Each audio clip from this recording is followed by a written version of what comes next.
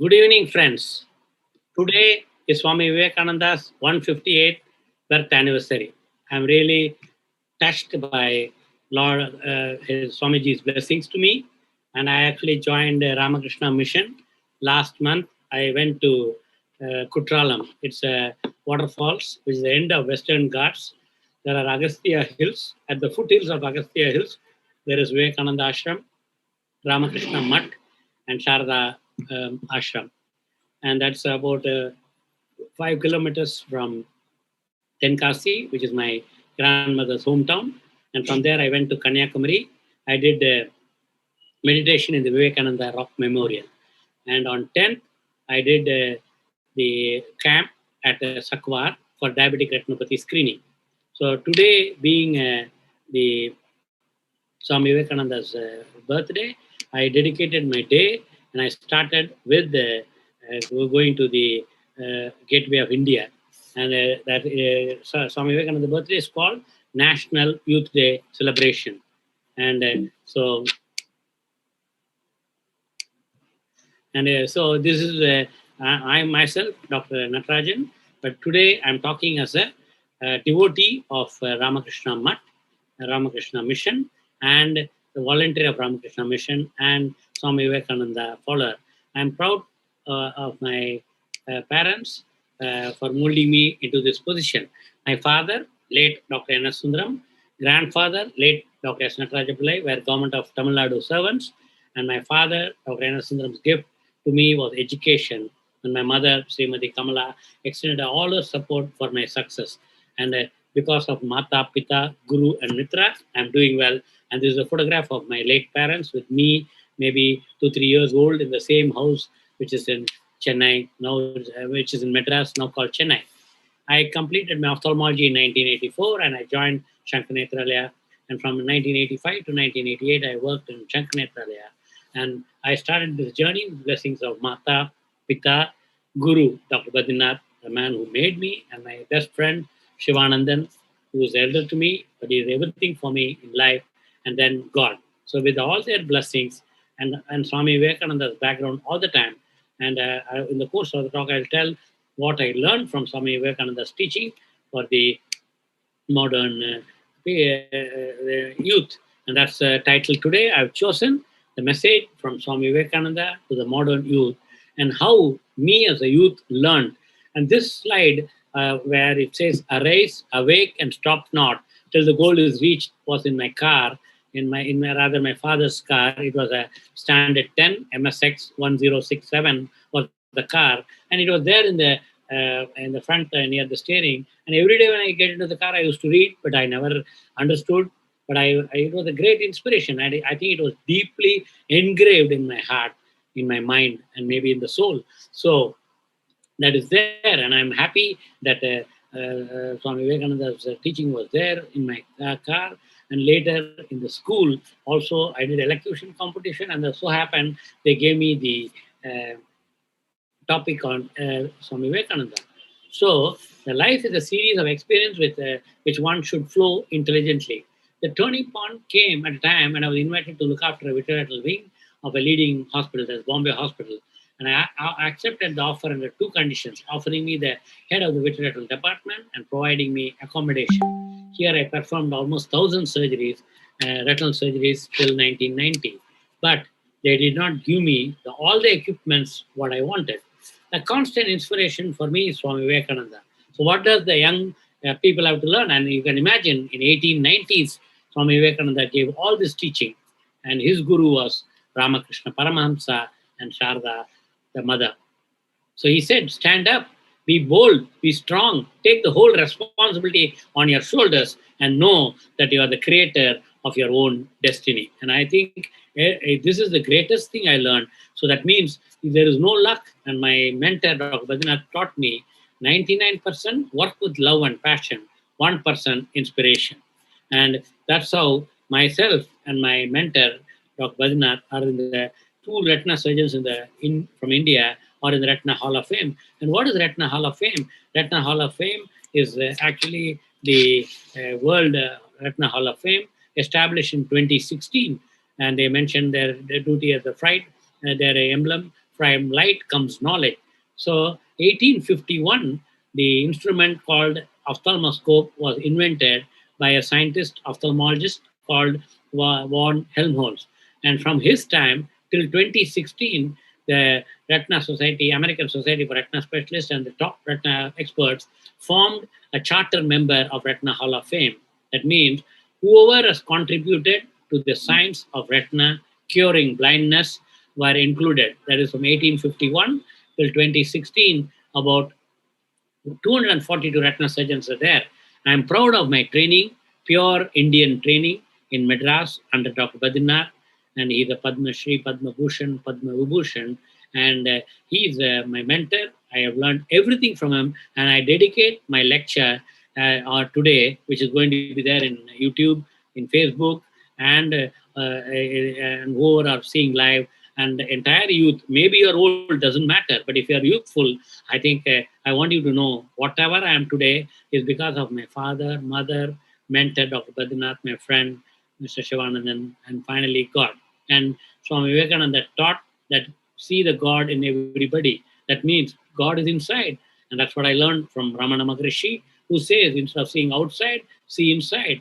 And even Krishna has mentioned about this in Bhagavad Gita. If you want to do and be successful and happy, have God inside in you and do everything. So you cannot go wrong. You will do everything morally right. And that's what I learned. And that's how I'm proud I'm part of the Retina Hall of Fame with all the innovators in retina and the discoveries in the retina. And I'm also part of that. So the your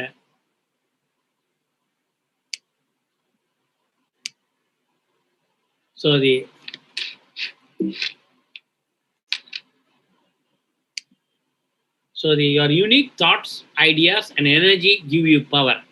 Use that positive power to get more from your life. Your power can lead you to new skills and special accomplishments.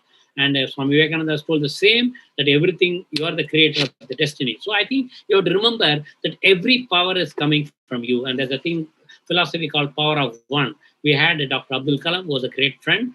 The power of one. He's one man who showed India that you can put rocket in the space, and that's how he was a space scientist. And then Dr. Badrinath created Shankar Nethralaya. Dr. G. Venkateswamy created Arvind Eye Hospital, which is the Arvind Eye Care System in 14 cities in Tamil Nadu. And Dr. Gulapalli Rao, who created L.V. Prasad and has multiple hospitals in Andhra Pradesh. And it's all power of one. I think one man did it. And same thing from Vivekananda. He was the disciple of Ramakrishna Paramahamsa, but you can see there's a Ramakrishna mission and Ramakrishna Mutt, and all the rules are written down. They're mentioned by Swami Vivekananda. So everything is in your power. And he also said, if you meditate your virtues inside a cave, which is a rock cave with no windows, everybody in the world will come to know. You can imagine whatever he taught us between 1890 to 1902 before he died, everybody knows. And today I was lucky. I won't use the word lucky because Swami Vivekananda said no luck. And even Dr. Badrinath told me, I think because of the pure meditative and your intent, and I think the intention, your attitude, that I'm totally dedicated myself to Swami Vivekananda, Ramakrishna Paramahamsa, and Sharada. I had the opportunity, along with the Assistant Commissioner, Award, and Swamiji, from the chief of Ramakrishna Mutt Kar, I had the opportunity to be there to garland the great Swami Vivekananda. And I thank Swami Vivekananda for permitting me. And I'm so happy in the form of Assistant Director Fire Officer, who was known to me, and he came and introduced me himself, and he said, you also go on garland. And I'm thankful to Swamiji for all the blessing. And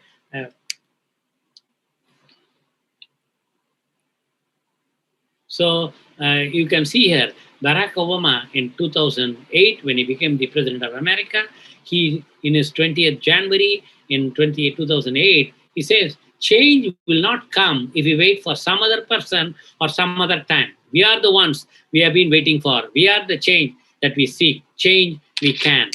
And here Swami Sukhabodhananda says, the life most urgent, what are you doing for others? And he says, you have to do human service to the needy and underprivileged. And that's the same thing Swami Vivekananda said. And This is Gandhiji. Each and every one of us have the power to change the world for good.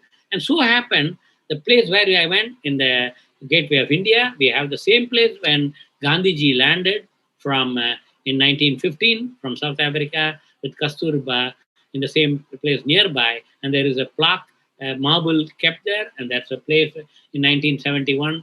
The statue was installed because in 1893, December 26th, I think Swami Vivekananda left Bombay and went to Chicago for giving his famous lecture in the World Religion Conference. And all are there. And see what Gandhiji has said. Each and every one of us have the power to change the world for good. We can all affect the world in a positive way. If we just put our minds to it, we can all be noticed. Just think a little longer on your decisions and actions. What are you doing to be noticed? What are you doing to make the world a better place? As Gandhi said, be the change that you want to see in the world. And Mother Teresa, in her own word, do not wait for leaders, do it alone, person to person. Mother Teresa taught us by her sample that what it really means to live the gospel. And this is Martin Luther King. I have a dream. Faith is taking the first step, even when you don't see the whole staircase. So that means total surrender to the Lord. And whatever you do, you keep a faith and you take the first step, saying that your intention is good and you know it. And then even if you don't know how many steps are there and what, and I think you can do that. And this is what Martin Luther King Jr. said. And we have our own Anna Hazare. He's mentioned, first they ignore you, then they laugh at you, then they fight you, then you win. And the concept of humble leadership. These people took a humble position, and there are people in the business committee who term this as humble leadership. There are level 5 leaders who practice 2 distinct qualities, namely genuine personal humility and intense professional will. And I'm trying to imbibe all this and do in my practice. And you can see here Dr. Abdul Kalam with my best friend, Mr. Shivanandan, who has visited Aditya Jyot several times, and when he was the president of India. And this is on, when he finished his president, he came to inaugurate the van, the mobile diabetic screening van in 2012. And bigger than life image. Often we think of leaders as bigger than life people who steer the course for armies, countries, and large corporations. In reality, many of the world's most influential leaders are individuals with passion, persistence, courage to step up and take responsibility for making things happen. So today, I promise you, the young youth of India, like we had our Prime Minister and Mr.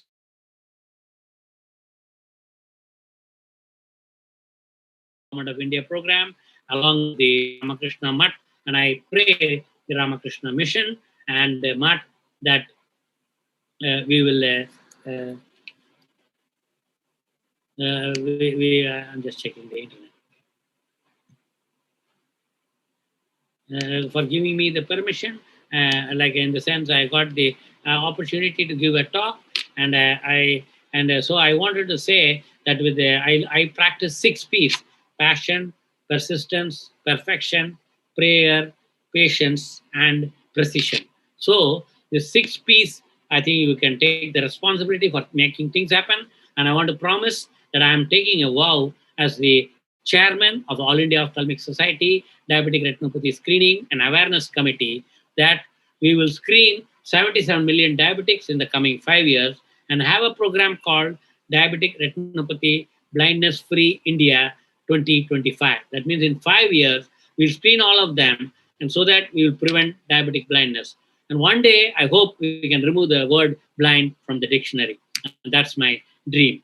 And from great leaders like Nelson Mandela, who almost single-handedly saved his nation, South Africa, from a destructive civil war, to a child who donates his allowance to charity, each of us alone have the power to affect change. So I hope, gentlemen and the ladies here and the girls and boys, that you should get this power and make sure you are that person. It's not that I'm asking a question. I'm actually conveying the message from Swami Vivekananda. You are that person, and I make sure that you have the power to affect the change and let your voice be heard. I hope my voice is heard to you, one and all, and I hope one day my talk, what I'm giving now, will also motivate me, will also make me do, and I walk the talk And I also practice what I preach, and I preach what I practice. Stand up for what you believe, expressing your opinions. And take the high road. Leadership is about making the place where you are better. It's about sticking up for those who can't stick up for themselves. It's about envisioning the way things ought to be. Be a positive influence. We all have role models, people we admire, emulate, and learn. For me, the role model is Swami Vivekananda.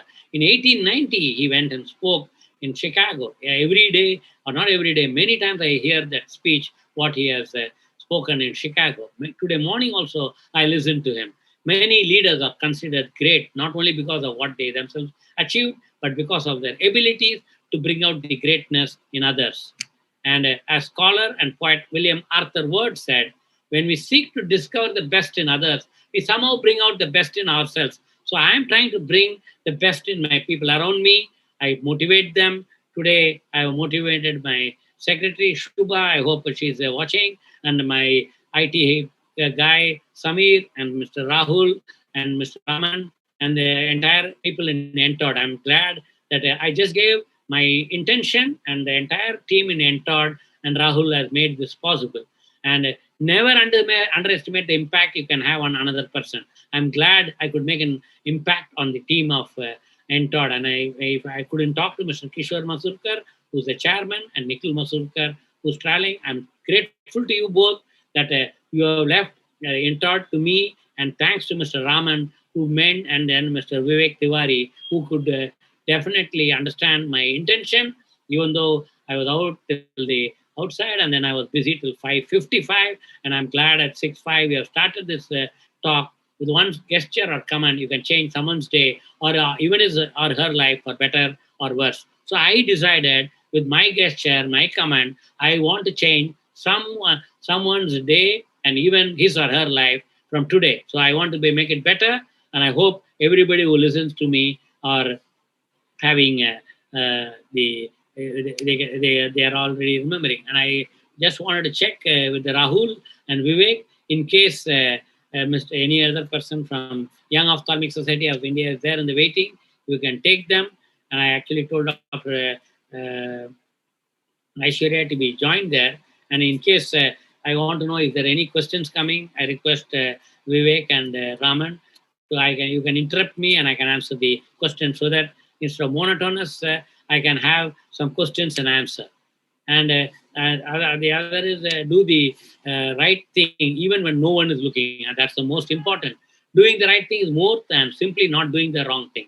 It is making a conscious choice in favor of something that upholds your ethical beliefs, values, and standards. A strong leader does the right thing when it's not convenient. No one is looking, and when everyone around them is doing something else. And right now, I'm only looking at my screen, where I don't know who I was seeing and who's watching. And that's because I finished my work and started this immediately.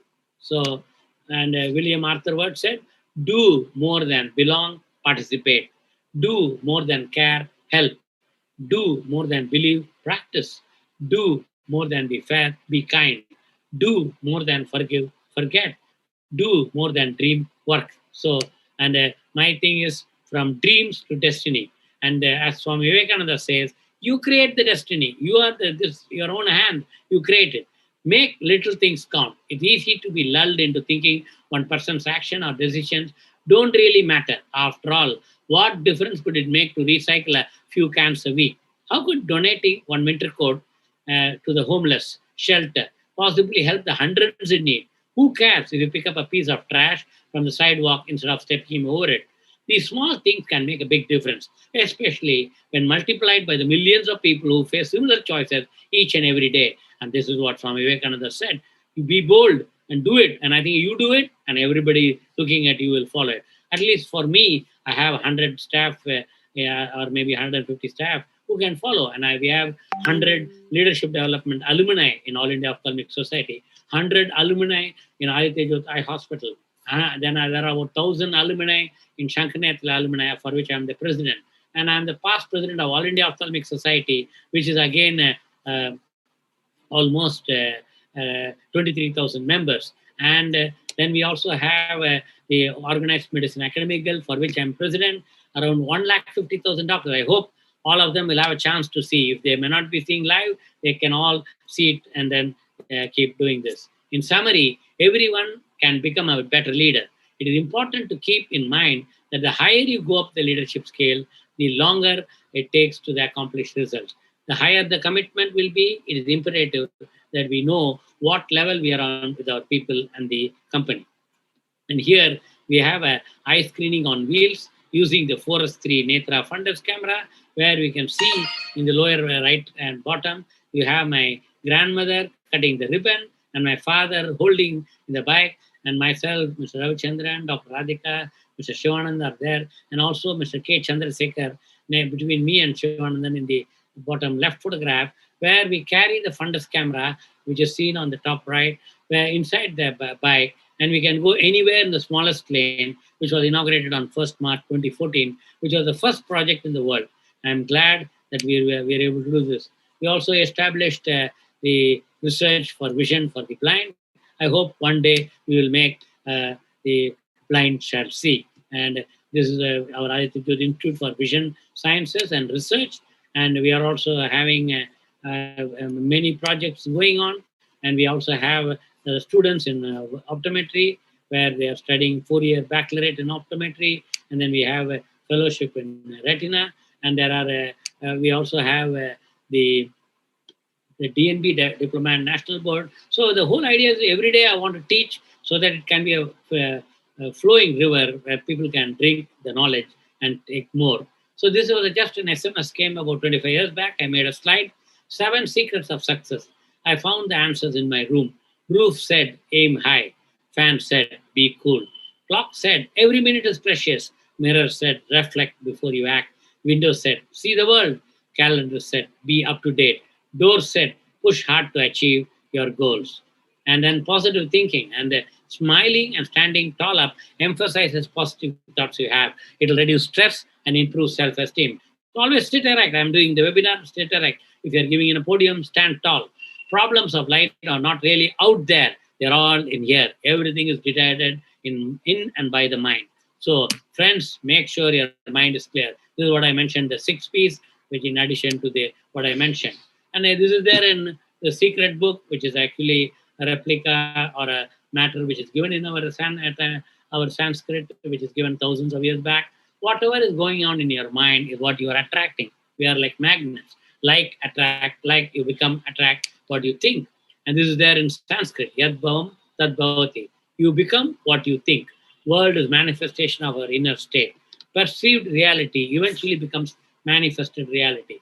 We perceive a thought containing a change or emotion, and the process, if creation is set into motion, an arrow has been released into ethereal planes or the thought sphere. Think positive. Today morning, the Gateway of India witnessed the garlanding of Swami Vivekananda statue by Swami Satyadevanji, the Ramakrishna Mutt car, Assistant Commissioner Srimati Chanda Jadhav ji, A Ward, Municipal Corporation of Greater Mumbai, and myself. And you can see here myself and Swami Satyadevanand ji. In the background, you see the well decorated by flowers by the Municipal Corporation of Mumbai, and you see also the fire officer, Assistant Director, Mr. Parab. And I'm glad with the 2 Swamijis, and I was happy to go and garland. And you can see the background Gateway of India, and it's really nice that in the gateway there are a lot of things that happen. I just want to read that. So the Majestic Gateway of India has been a witness to several important historical events for over a century, and that's the place you can see here. And while on one side of the monument is the Arabian Sea, on the other side faces the Taj Mahal Palace Hotel.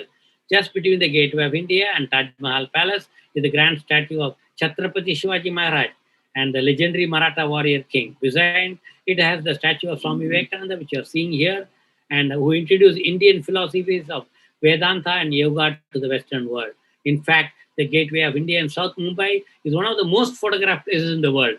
And the Gateway of India and the Apollo Bandar has a very unique history. The Gateway of India was built to celebrate and honor the visit of King George V and Queen Mary to India for their formal proclamation of the Emperor and Empress of India at the Delhi Darbar in December 1911.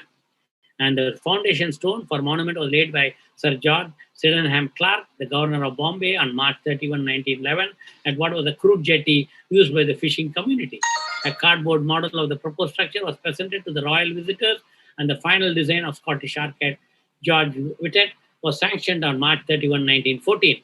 The formal inauguration of the Gateway of India was done by the Viceroy of India, Rufus Isaacs, Earl of Reading, on December 4, 1924, because 1911 to 1915 was the Second World War. And the Scottish architect George Whitted combined the elements of the Roman triumphal arch and the 16th century architecture of Gujarat.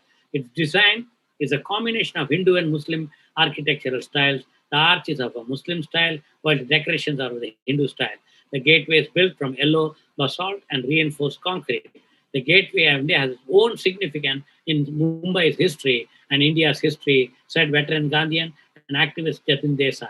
In the past also, there had been many gatherings here. One of the rich aspects of the history is that when on January 9, 1915, Mahatma Gandhi returned to India after 22 years of stay in South Africa, he landed in the Gateway of India, Appalabandar area. The gateway is also the monument from where the British troops left India in 1948 following Indian independence, took reference from the internet. So my inspiration, Swami Vivekananda. So this I read in the website of Ramakrishna Mission Tribal Welfare Center, and which is there in Sakwar in Palghar district, which is about 150 kilometers on the Western Express Highway. My inspiration, Swami Vivekananda, first feel from the heart. Are you seized with what one idea of the misery of ruin, and have you forgotten all about your name, your fame, found any way out, any practical solution? In your quarter, there are lots of people, poor people sunk in degradation and misery. And this is what my father taught me. That's how I started my foundation in 2005. You will have to go to them and serve them with your zeal and enthusiasm. So that's what my father said. And I am glad to see Swami Vivekananda said this in 1895. Arrange to distribute medicine to those who are sick. I am taking our eye care.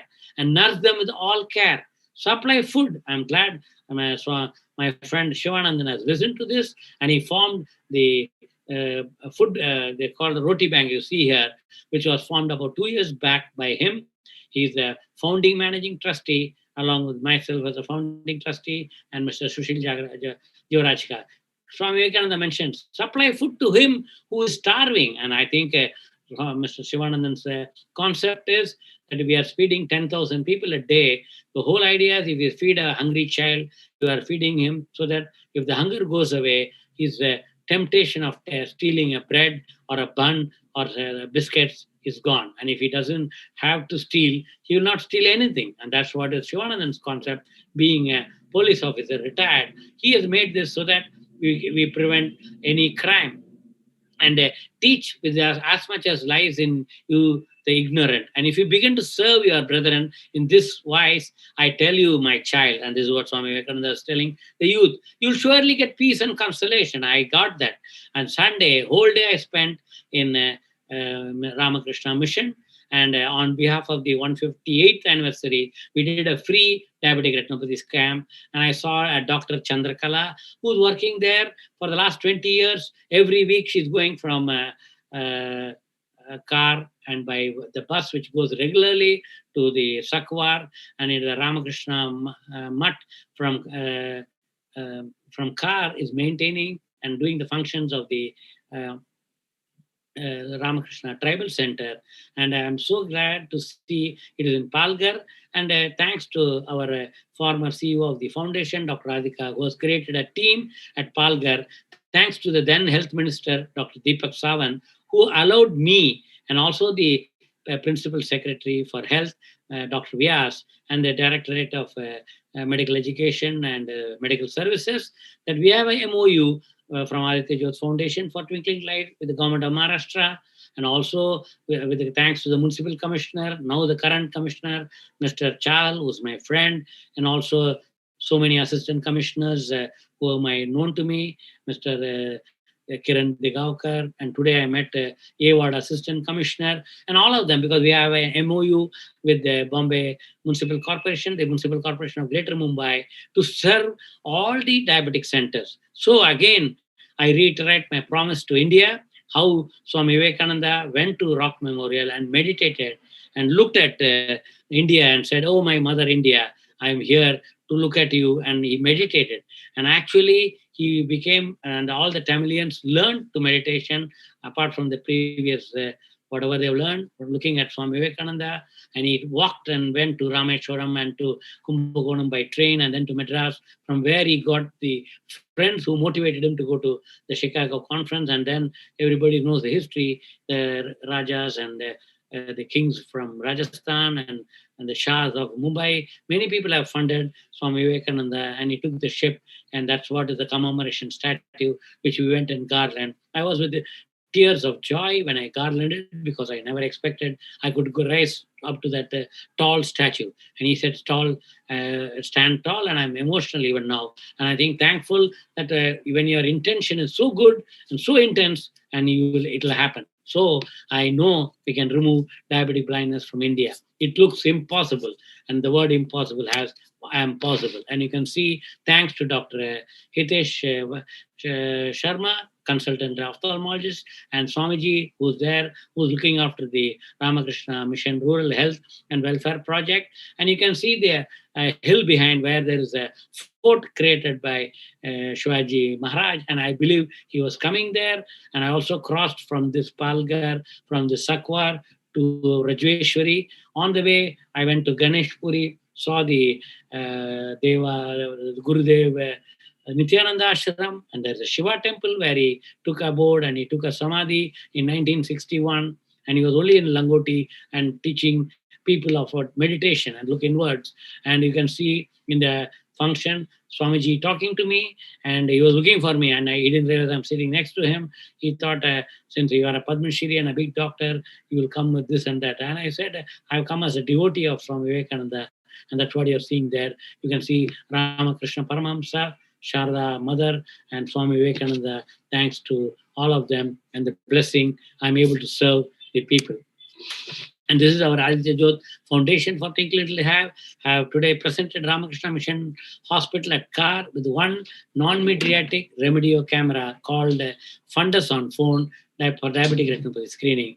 This is part of my initiative to prevent needless blindness, which Dr. Venkateswamy always tells, due to diabetes. And I'm thankful to my team, Mr. Mohan Hinpur. You can see the Ramakrishna Mission Hospital, and we have an entire team today. Meenakshi is there who's coordinating. I'm proud of this boy who's handling Mr. Nilesh, and he's a 9th standard pass, but he does not know to read English. He can handle the offline artificial intelligence in the mobile phone which he's handling. So, and this is Roti Bank, but my Mr. D. Shivanandan and his best friend Dr. Karthikeyan is there. So Swami Vivekananda said, Mahakavi Bharati said, everybody said, feed the children or feed the people who are hungry. And you can see me giving food to a small boy. I'm actually giving orange and apple to them, and I'm serving food. And we are happy to serve. And actually, because of a surgery, and my hands are very soft, but I have to use force to serve rice. But I think it's a joy to serve. And I think, and the joy, because people are actually coming and taking. I thank God. I thank Swami Vivekananda for giving me the opportunity to serve them, because many people look well-to-do in the sense, what I meant is they wear a decent clothes, they may have a shelter, but they come and take food. So I think when you are ready to give food, I think you have people ready to take it. So you can see that full bomb thing. Thanks to my best friend Shivanandan, who had this concept, was created a beautiful kitchen. And many times me and Shivanandan, when we go to taste, we finish our lunch. And I think we eat the same lunch which is being served to the people on the road outside KM Hospital or the cancer hospital, Tata Memorial Hospital. I think the same food we have. You can imagine what a great food. So I think I'm very happy I'm able to be a part of this foundation. And then man finds fault in others, and after bringing down his own mind to that level. And does anything ever happen to another if you enumerate his faults? It only injures you. This has been my attitude. Hence, I cannot see anybody's faults. Mother, I am learning when I am presenting this. If a man does a trifle for me, I try to remember him even for that. To see the faults of others, one should never do it. Forgiveness is tapasya. Holy Mother, Sri Sarada Devi. It's a great learning. I'm sorry, I'm emotional because many times I look at others' faults. I hope from now I will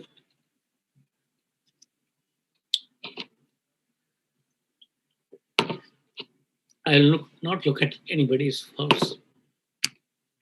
If the poor cannot come to education, education must go to them. And I think that's what Swami Vivekananda said. If you practice spiritual discipline for some time in a solitary place, you will find that your mind has become strong and you can live in any place or society without being in the least affected by it. Actually, I lost my grandmother on October 8th. She lived 103 years. And I listened to Swami and I listened to Ramakrishna Paramahamsa, whose Jayanti was on December 31st, 2020. It was 140th Jayanti, like today's 158th Jayanti of Swami Vivekananda. And surprisingly, I'm doing this spiritual discipline in a solitary place, which I don't tell anybody, but I'm confessing today. And I did it for my own benefit because I was lost suddenly because I lost my grandmother. Even though I was looking after her, maybe I don't know what she was teaching me. I don't know who was looking after her, whether she was looking after me, but I think I was looking after physically, but I think as a soul, as Ramakrishna Paramahamsa and Swami Vivekananda, Krishna has told this to Arjun in Bhagavad Gita, and Ramakrishna and Ramana Paramahamsa said before the death, he says, okay, you are telling this body is going to die, you're going to burn the body. You're going to burn the body into ashes, but I'm here. Why are you crying? I'm not going to go anywhere. I'm going to be here. So I think people did not understand what he said. What he said is the soul never dies and it's there. And that's the same thing. And Sri Sarada Devi is teaching us, when the plant is a tender, it should be hedged around. But when it has grown big, not even cows and goats can endure it. Spiritual practices in a solitary place are essential. And that's what happened. Wherever I go, I have a chance to do this spiritual practice in a solitary place. I wish, I know as a youth, you'll all feel, why should I do it now? Why I should do it when you become in my age. My friends, I want to tell you, you think about it because I don't want to force. But I didn't do that when I was young. I'm doing it now. And that after also doing a busy practice of operating, seeing patients and traveling every 2 days. But I was praying while I was in the flight.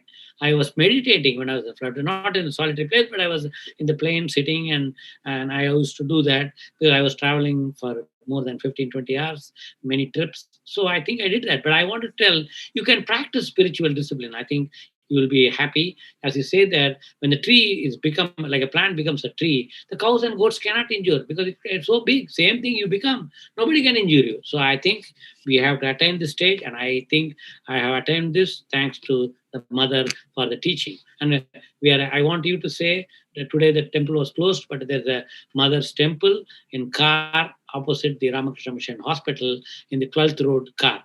And this is my favorite statement. I love this. Take up one idea, make that 1 year idea your life. Think of it, dream of it, live on that idea.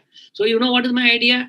Without realizing, I'm just realizing when I'm talking to you that at the age of 8, when I met my father's friend, Mr. V.G. Panirdas, who runs that big concern called VGP, which is there is a VGP Golden Beach in Madras, which is one of the longest beach in the world, one of the longest beach, not the. And he told me, brother, why not you convert your dream into a prayer and use that? And he told the same in different words. And I think it was registered. What he said is, you make a dream, make the dream into a prayer. So daily my prayer to God was, even though my father and grandfather did not teach me that, but that Mr. Vijay Pandita's uncle taught me, and Swami Vivekananda's teaching has indirectly taught me that time, but now I'm understanding well. So my prayer in 1965, that means when I was 8 years old, 1965 is 56 years back. You can imagine. And my prayer was I should become an internationally renowned good ophthalmologist. And it was my prayer in Tamil. நான் ஒரு உலக புகழ்பெற்ற கண் மருத்துவராக வர வேண்டும். Even then, when my father and grandfather did not travel abroad, but I don't know how that idea came. And Swami Vivekananda says, when you're meditating on an idea or on a virtue, I think the whole world will come to know. It has happened in me. And I'm just realizing only now, at my 63 years of age, let the brain, muscles, nerves, every part of your body be full of that idea and just leave every other idea alone. And this is the way to spiritual success for a saint, is written. And I think I have learned this thanks to Swamiji for the wonderful teaching. This is another thing which I learned today. Swamiji gave me Vedanta Kesari, who's the doctor himself, who's a Swamiji in RKM Mission Hospital. And I'll just tell his name.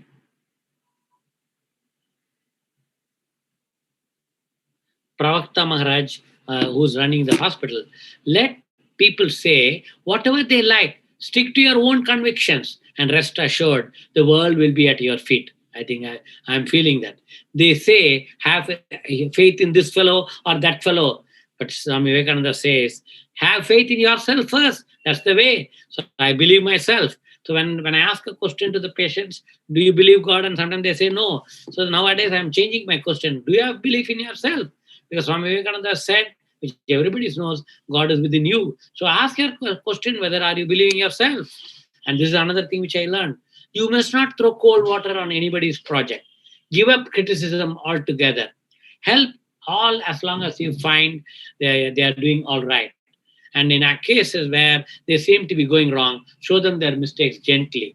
And it is criticizing each other that is at the root of all mischief, and that is the chief factor in breaking down organizations. And this is a great learning, and this came as a lesson, because I think without realizing I've criticized people. So I confess, I learned that today onwards I promise that to look inwards, and I will not criticize others. And I also want to go back to that slide where I became emotional, and Dr. Radhika has just walked in. Dr. Radhika, I became emotional, and I was in tears, and I was crying. So I just want to tell this here. Where is that?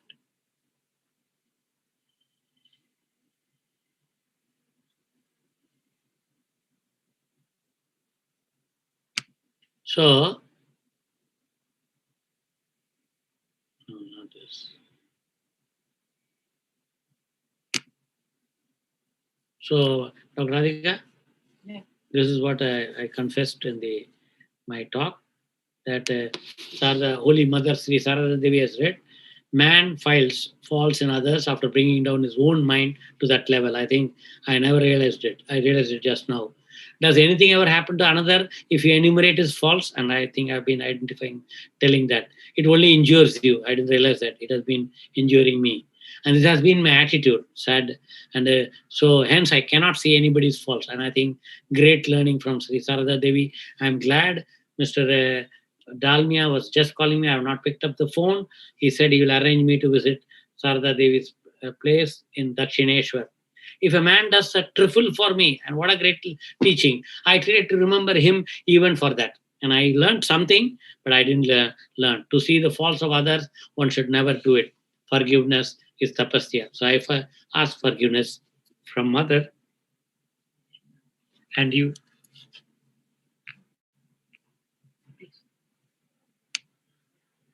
So, and I think, what's the time? It's about 7. So I have almost talked for an hour. So I hope, I don't know who's going to ask me questions. So I don't know, others have not logged in. So this is another famous quote, which what Swami Vivekananda said: "They alone live who live for others." And I proudly say this. And the second line, which is not here, because one of my mentor, Dr. Babu Rajendran, who is no more now, he mentioned me. I don't like the second statement, but that's a fact. Even Thiruvalluvar has said that they alone live who live for others. Rest are equivalent to death. So, my young youth of India, I'm asking you, like Swami Vivekananda asked, are you working for others? It's not, I think he is not mentioned, don't work for yourself. Work for yourself. But ask a question for yourself. Are you working only for yourself? What is the meaning of yourself? You're working for yourself, your family, your own kith and kin, but not anybody else. So, my youth, I want to tell you that I want you to work for others. Apart from working for others, first you work for yourself. And we have a saying, a great saying by Avayar. Avayar was Avayar is a great poetess who lived 2000 years ago. She said, Tanakku minjidan danam. That means you serve the poor when you are okay. That means you first look after yourself, then you do the donation or dan, anything. It may be food, it may be money, it may be service. So first look after yourself, be healthy, both mentally, physically, and then service. And I think Swami Vivekananda has mentioned that. And Radhika, can you call somebody to find out anybody is logging in? Or can you call Devakant Mishra here? So in the meantime, any questions, Vivek Tiwari and Rahul? Vivek?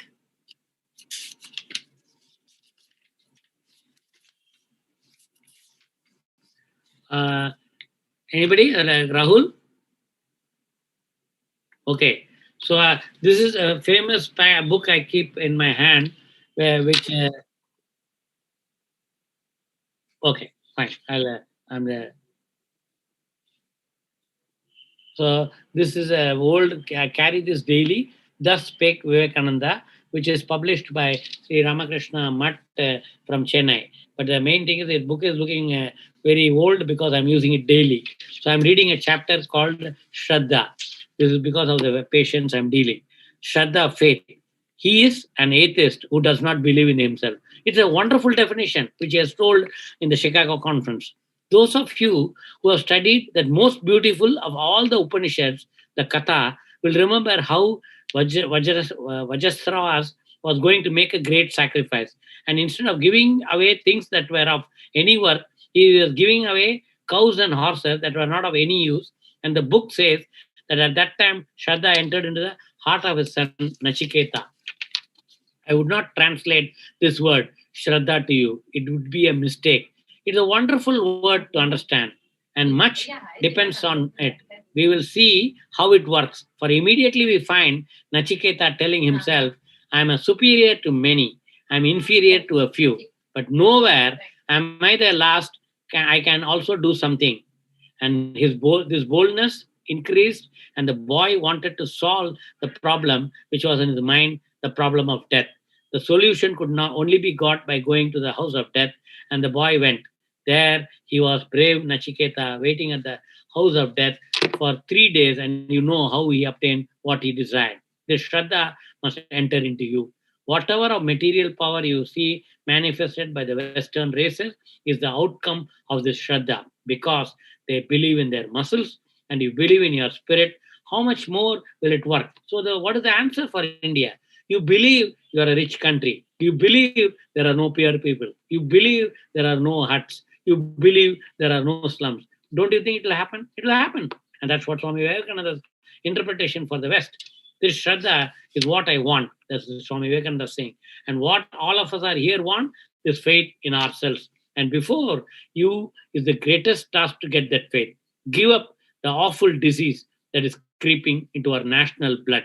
That idea of ridiculing everything, that loss of seriousness. How many people ridicule Dharavi? I have started a clinic thanks to my father in 2005, thanks to the entire team for the last 15 years, which was headed by earlier Mr. Vaidyanathan, my father, then Dr. Radhika, and then many of the trustees who are there, who are standing behind us even today. So faith, sympathy, fiery faith, and fiery sympathy. Faith, faith, faith in ourselves. Faith, faith in God. This is the secret of greatness.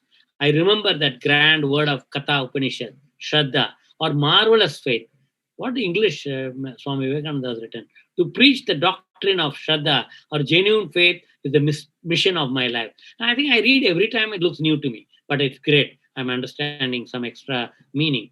The meaning is same, but I think you have to get it because you are in what context you are reading, whether your mind is empty so that you can absorb. So today, in spite of all my busy schedule, right now my mind is only to 100% Shraddha with Swami Vivekananda, Ramakrishna, and Sharada.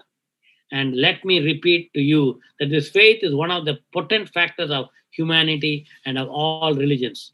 First, have faith in yourself. And do not look up to the rich and great men who have money. The poor did all the great and gigantic works for the world. Be steady, and above all, be pure and sincere to the backbone. Have faith in your destiny. And you know you can create your destiny. That's what Swami Vivekananda said, and I have done that.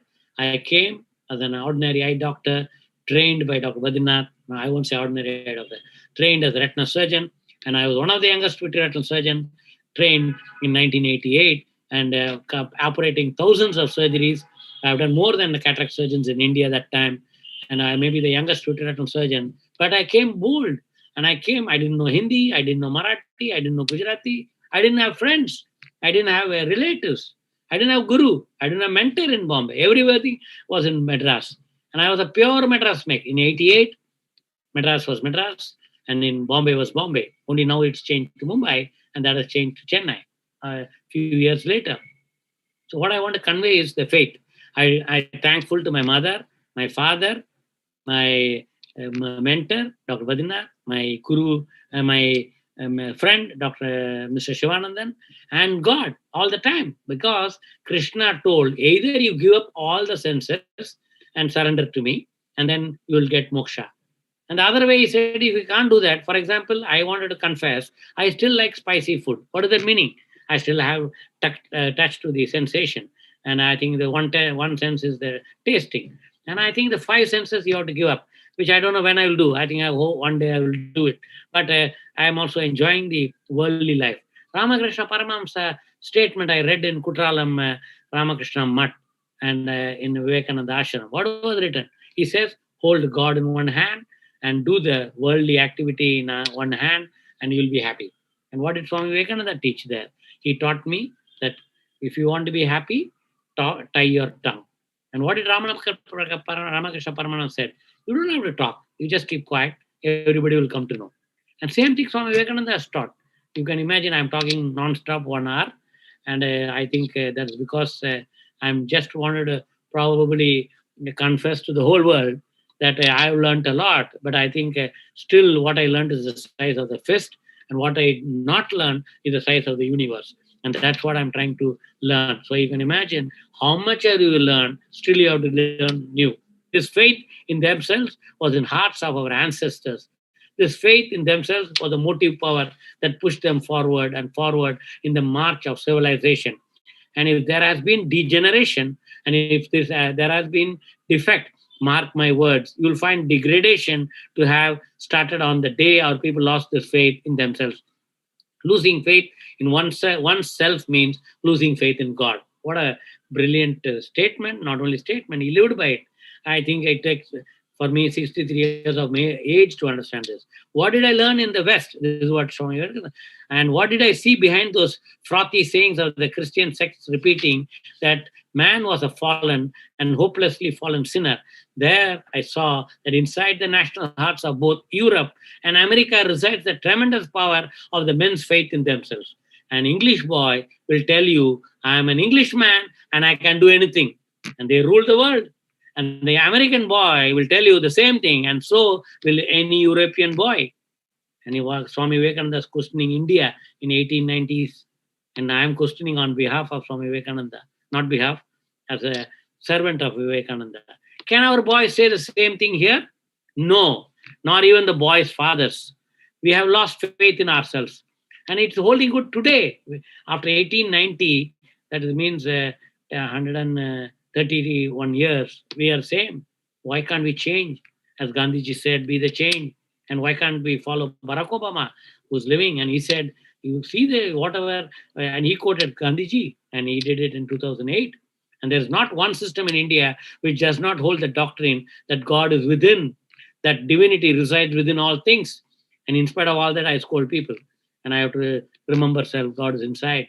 Every one of our Vedantic systems admits that all purity and perfection and strength are in the soul already. The idea of faith in ourselves is of the greatest help to us. If faith in ourselves had been more extensively taught and practiced, I am sure a very large proportion of the evils and miseries that we would have vanished. I hope the evils will vanish from now and people to believe themselves.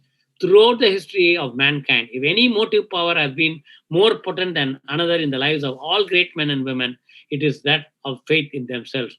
Born with the consciousness that they were to be great, they became great. So, friends, youth, become great. Everybody is great.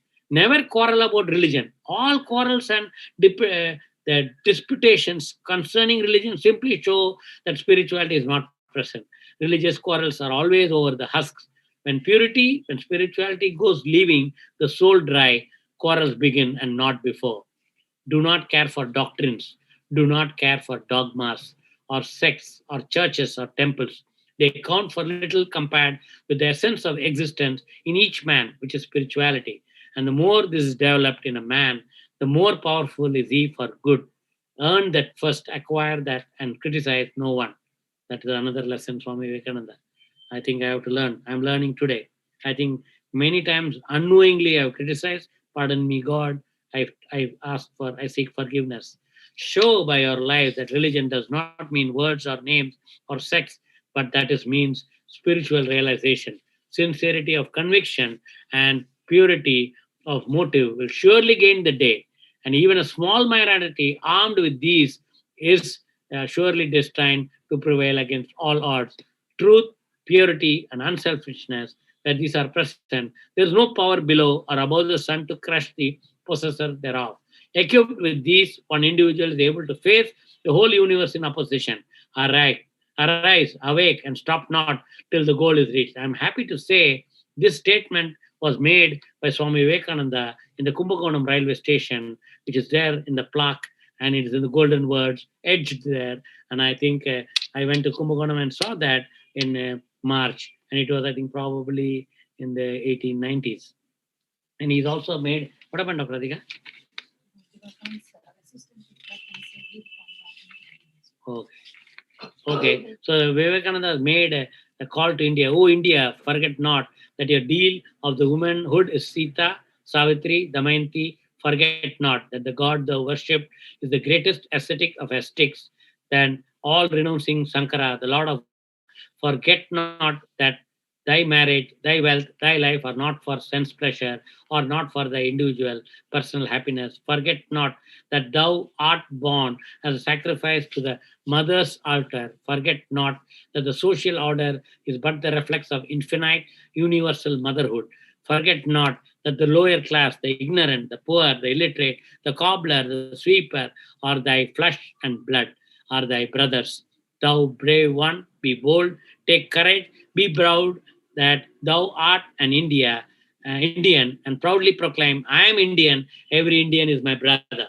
And I think, say, the ignorant Indian, the poor and the destitute Indian, the Brahmin Indian, the Pariah Indian is my brother. Thou, too clad with that but a rag around thy loins, proudly proclaim at the top of thy voice, the Indian is my brother, the India is my life, India's gods and goddesses are my God, India's society is the cradle of my infancy, the pleasure garden of my youth, the sacred heaven, the Varanasi of my old age. Say, brother, the soil of India is my highest heaven, the good of India is my good, and repeat and pray day and night, O thou Lord of Gauri, O thou Mother of the universe, vouchsafe manliness unto me, O thou Mother of strength, take away my weaknesses, take away unmanliness, and make me a man. O India, this is your terrible danger. The spell of imitating the West is getting such a hold upon you that what is good or what is bad is no longer decided by reason, judgment, discrimination, or reference to the Shastras. Whatever ideas, whatever manners the white men praise or like are good. Whatever things they dislike or censure or bad. Alas, what can be a more tangible proof of foolishness than this? With this mere echoing of others, I think we have to do that. I am now deciding that we will teach the world what is the good we learned, whether it's retina surgery by a retina surgeon like me, or an artist, or an architect, or actor, actress, spirituality, name it. I mean, any profession, I think India can teach anybody. What can be a more tangible proof of foolishness than? And remember always that there is not in the world any other country whose institutions are really better in their aims and objectives than the institutions of this land, Mother India. I have seen caste in almost every country in the world, but nowhere is their plan and purpose so glorious as here. If caste is thus unavoidable, I would rather have a caste of purity and culture and sacrifice than a caste of dollars. Therefore, our solution of the caste question is not degrading those who are already high up, is not running amok through food and drink, is not jumping out of our own limits in order to have more enjoyment, which comes by every one of us fulfilling the dictates of our Vedantic religion, by our attaining spirituality, and by our becoming the ideal Brahmin. And I think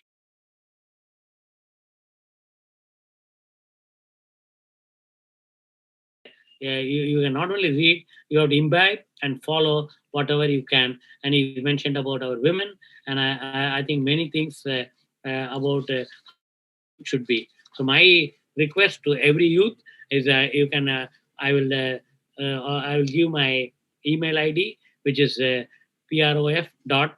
I will just share it. Whoever wants can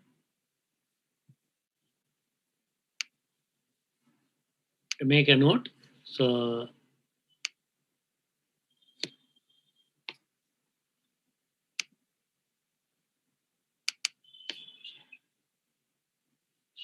can you see the screen?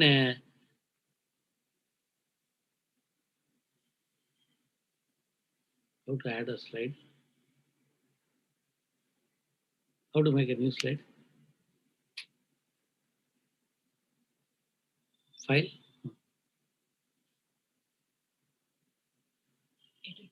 Edit. Where is it? File. I want to make a new slide. Yeah. New slide.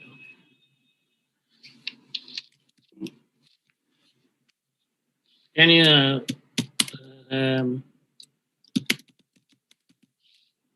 Tiwari? Sorry, Vivek or Rahul? Sir? You can see my slide? Yes, sir. Okay. So I'm writing my email ID. So that whoever has any questions can write the questions by email.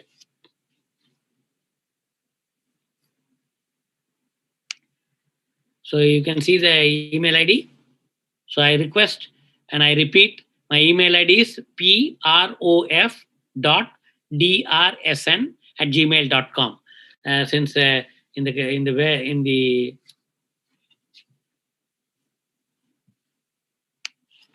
webinar we are not allowing the others to come online, so you can write my email, because or in the Facebook and YouTube I will see it and I'll answer them. So I thank the Swamiji, Swami Vivekananda. I thank Ramakrishna Paramahamsa. I thank Sharada Devi. And I thank Mata, Pita, Guru, Dr. Badrinath, my friend and philosopher guide, Mr. Shivanandan, and God. And I thank God for the opportunity. And I also apologize for the late information of this my talk on my message for can I have the mobile? Can I have mobile? My talk was I actually decided, because I saw our Prime Minister and Governor Kiran Bedi addressing today, and I also thought I should address the youth, because a lot of youth, I know they are all young doctors are practicing, but I'm sure they can watch the YouTube. And please write to me after listening. I know it's a little long talk, but my suggestion is please go through it. If not today, whenever you have time. So I want to conclude here, like my talk. is the message of Swami Vivekananda for modern youth. And that's what I conveyed the message.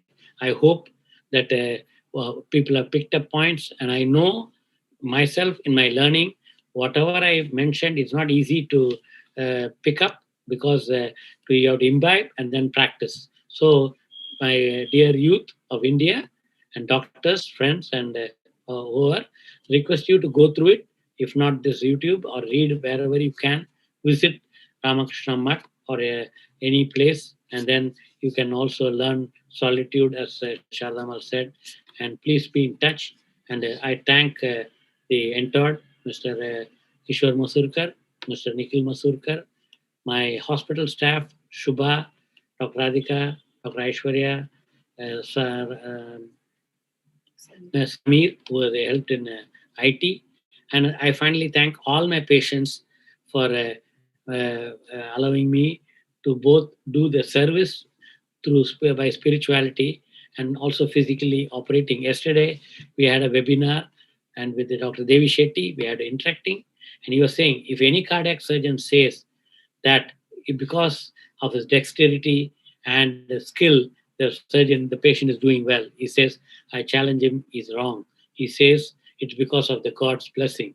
So when I read Bhagavad Gita in chapter 18, the last chapter, in verse around 55, 58, Krishna says, you can take me in and do everything will go perfect. So I pray just before I start surgery that I'm getting God in me and the God is operating and I'm working only as an instrument.